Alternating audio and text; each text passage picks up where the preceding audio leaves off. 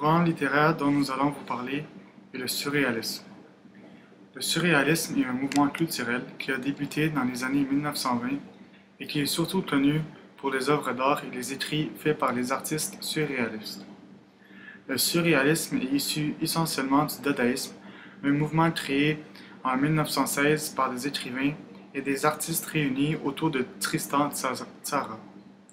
En réaction à l'honneur et à l'absurdité de la Première Guerre mondiale, Dada veut rompre avec les valeurs morales et les codes bourgeois de l'époque. C'est un mouvement de remise en question radicale du monde qu'il compte distordre l'ordre établi et le langage. Le mot Dada est d'ailleurs un mot choisi au hasard dans le dictionnaire. Dada absolu dans sa dénonciation ne suffit pas à une querelle relative à l'engagement suscité par la révolution soviétique et les risques d'une nouvelle guerre, et en 1924 naît le surréalisme avec la publication du premier manifeste du surréalisme d'André Breton. Au cours de la guerre, le chef en devenir du surréalisme, André Breton, possédant une formation en médecine et en psychiatrie, servit dans un hôpital neurologique où il utilise les méthodes psychanalytiques de Sigmund Freud sur des soldats.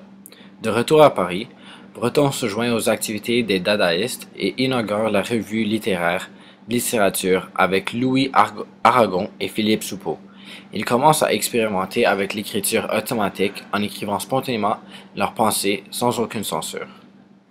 André Breton fut le principal fondateur du surréalisme, le seul artiste à avoir appartenu au mouvement depuis son origine et jusqu'à sa mort.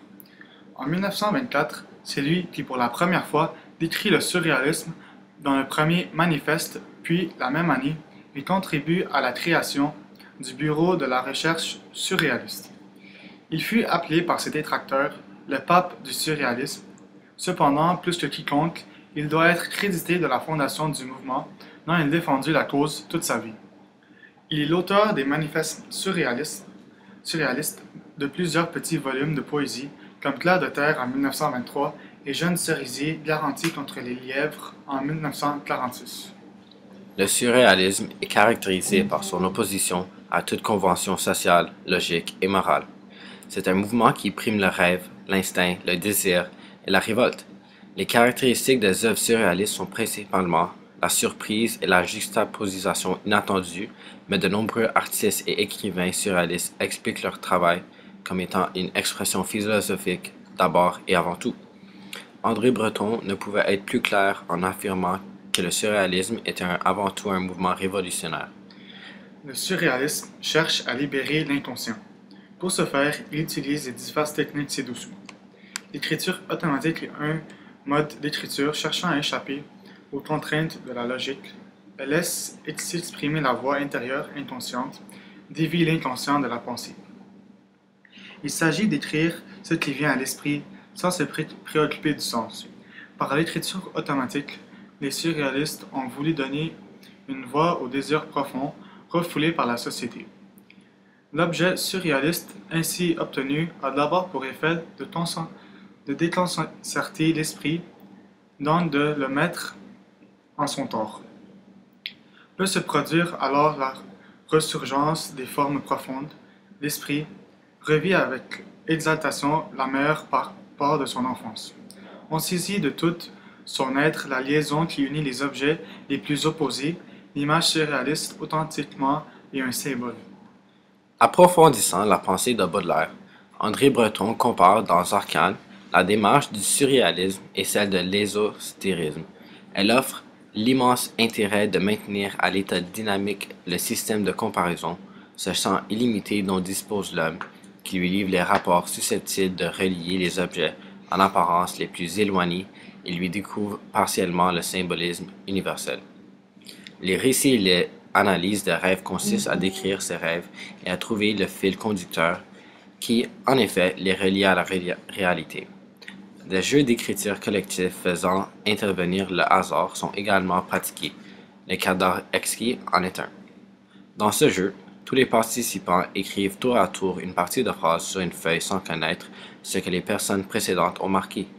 Leur syntactique nom, adjectif, verbe, adjectif doit être respectée. On obtient ainsi une phrase grammaticalement correcte. Le nom de cadavre exquis vient de la première phrase obtenue de cette manière. Le cadavre exquis boira le vin nouveau. Enfin, pendant les séances de sommeil hypnotique, les participants notent leurs délires et hallucinations parfois provoqués par prise de drogue ou d'alcool. Le livre s'intitulant L'amour fou d'André Breton est une œuvre surréaliste.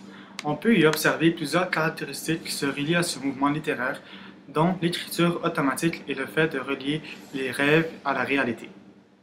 Premièrement, l'écriture automatique est présente puisque André Breton écrit sans penser. Dans l'extrait, si je ne sais plus de plus pathétique au monde, c'est qu'il m'est formellement interdit de supputer, on y remarque qu'André Breton laisse parler son subconscient. De plus, on peut y sentir une certaine révolte, car il s'objecte à quelque chose qui lui est interdit. Deuxièmement, il y a un fil conducteur entre ses rêves ainsi que la réalité.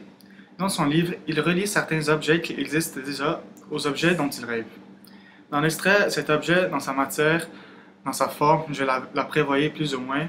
Or, il m'est arrivé de la découvrir sans doute parmi d'autres objets fabriqués. On peut y remarquer qu'il relie son rêve à la réalité.